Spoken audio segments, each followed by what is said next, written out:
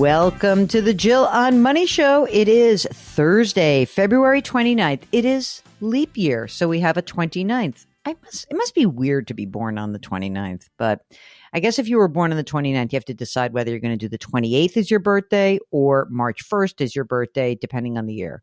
I'm going to bring in Mark Talercio, executive producer extraordinaire. Mark, what would you pick on the off years, on the 3 other years? Would you pick February or March?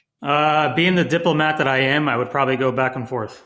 Really? Oh, by the way, happy Chinese New Year. Oh, thank you. Xin Kuai Lo. Xin Kuai Lo, everybody. Oh, that's so good that you can say that. What did you get? Did Theo get little packets of money or something? Red pockets, red envelopes, as they call them. Yeah, he did quite well. Oh, I bet he did. He's got a nice little base of operation there. I was away for the midwinter intercession. What do they call that holiday? Is that like President's Week holiday in the school system, Mark? Did you head off? Officially, it's just called the midwinter break. The midwinter break. My midwinter break, I had to go south, very far south. So I went to a family wedding, and I just have to tell you all that destination weddings, as much as I poo-pooed them, it was an absolute blast. It was fantastic. So thanks to my family for making me schlep, but it was great. And I have a new term for you, Mark. You're going to like this. It's called a skiing trip. You ready what SKI stands for? Spend kids' inheritance. That is, my sister-in-law, Rita, gave that to me. She said, it was a ski trip. I said, a ski trip? What are you talking about? We had the hot weather. She goes, spend kids' inheritance. I said, that's fabulous. I'm using it on the show. So if you guys want a boondoggle kind of trip and you are interested in figuring out how to spend your kids' inheritance, why don't you get in touch with us? You can go to JillOnMoney.com and click the Contact Us button. So, Mark, here's a little behind-the-scenes thing that happened. That right before I left on this trip, I had pitched the idea of doing couples and money. And I wanted to do it on Valentine's Day. And of course, they were like, no, there's no room. But then I ended up being on for Valentine's Day for something else. And I can't even remember what it is at this point. So this week, we got to air the little segment about couples and money, which I thought was a good way for you and me to start talking about this, because I think we have so many people who've been coming on the show and they've been coming on as couples. And we love that. So one of the things that I thought was important about this was that Nate Burleson and I, we kind of blasted through. We only had 2 minutes because there was a lot of yakking on the show before I got on. And so we went through and sort of talked about like what you need to do, how to talk about money. And we ended with a prenup conversation that was very quick. But I want to air the segment right now, and then I want to come back with you and let's talk a little bit about how people talk about money in couples and how you can kind of broach a subject that's so emotional and maybe get somewhere. So let's air the segment. This is from earlier this week. It's a little Love and Money with me on CBS Mornings with Nate Burleson. Well, love does cost a thing. Today's Money Watch is all about finances and romantic relationships. CBS News business analyst Jill Schlesinger is here to help you get started with that conversation with your partner. Good morning. How are you doing? Good morning. I'm great. So how should couples start the conversation? Okay, ladies and gentlemen, curiosity, no judgment. That's the most important thing, okay? You want to begin a conversation just exchanging information, but you also want to understand the emotions behind it. Hey, how did you grow up? What were money values in your family? Do you feel anxious about this? What is my feeling about this? And having a real conversation about the emotions. Then you can do the exchange of information, right? Hey, here's my outstanding debt. This is my lousy credit score. This is how much money I make. Okay. Here's my saving. Here's my investment. Here's my risk tolerance. Again, a nice, gentle conversation. Okay, what about joint accounts? People are getting married later. That means they come to relationships with their own methods in place. I got my own nest egg. That's it, man. What's mine is mine and what's yours is mine. I mean, just kidding. But so what is important here is that whatever you decide, whether it's your own accounts, joint accounts, just have a conversation about it. Also, you've got to know what the system is, how you are actually paying bills. One person cannot hold all of the power without the other person knowing what's going on. Having a plan. Okay, a little role play. All right, give me your hand. Yeah. Thank you, baby. So before we get married, yeah, we got to talk about something important. Tell me. A prenup. Are you out of your mind?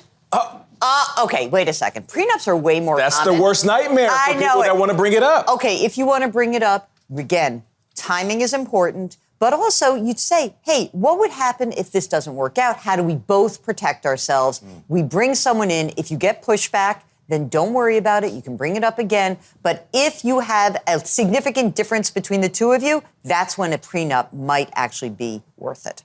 Okay, so Mark, at the end of the segment, Nate's like, okay, let's role play. Let's pretend that I'm going to ask you about a prenup. And I joked that like he started asking the question. I'm like, no way. So what do you think is a way that people can have a conversation about a prenuptial agreement when, maybe there's a disparity in asset level, or maybe there is kids from a prior relationship or a small business? How do you think people should really have this conversation? That's a touchy subject. There's no really easy way to jump into it, but I don't know. You kind of have to pitch it along the lines like, I'm doing this for you and for your best interest and my best interest, and to make sure that nothing bad happens to either one of us. That's what I think is right. I think it is about how you can kind of say, with like empathy, we need to figure out a way to protect both of us. I think that's really the issue. And, look, a prenup is a tough thing anyway, because it's like, well, let's talk about what happens if we don't make it. But it also is a way to kind of bring up maybe other issues in the relationship that aren't being addressed.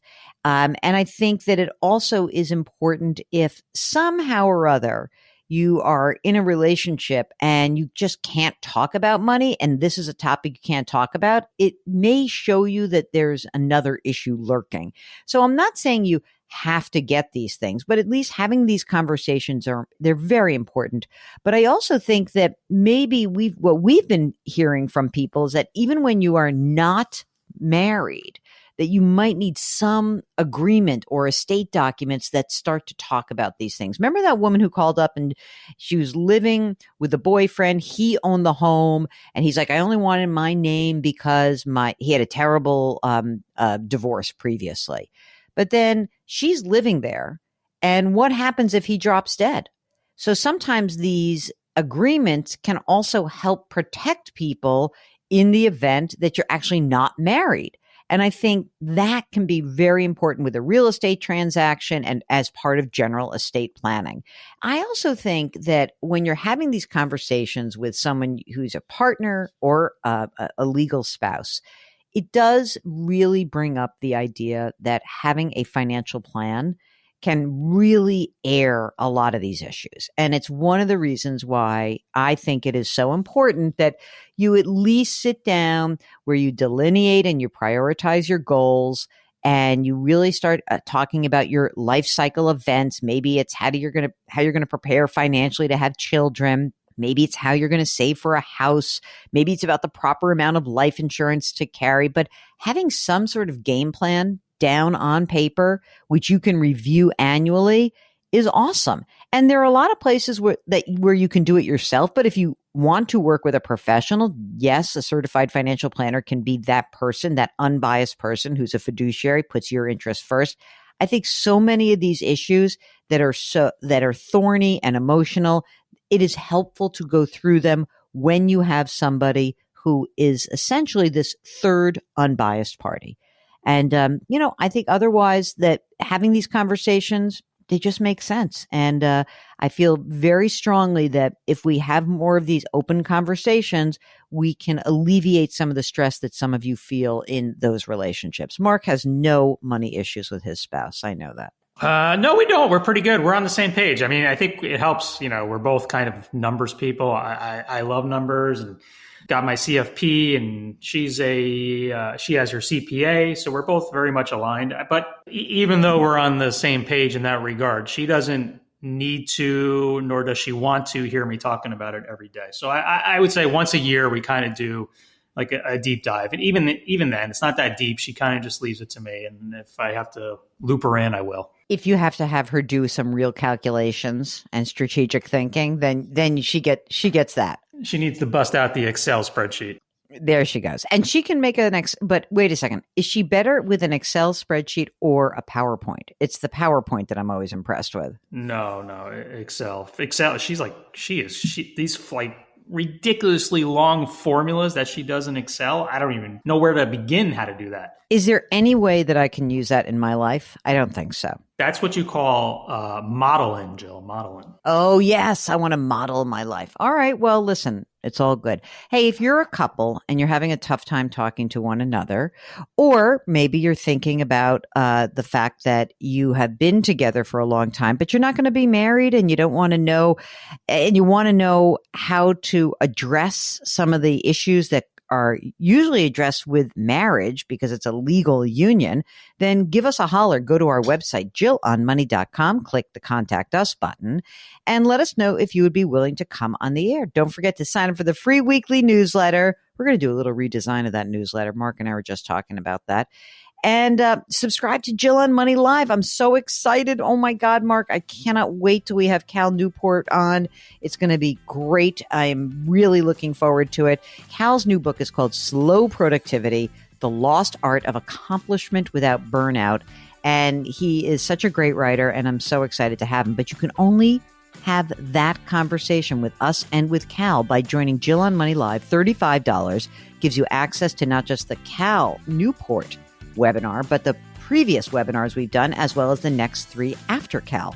So lots of bonus content coming. We're going to be populating our video section. It's so exciting. Check it out, Jill on Money Live. Don't forget to do something nice for someone else today. Change your work, change your wealth, change your life. Thank you for listening, and we'll talk to you tomorrow.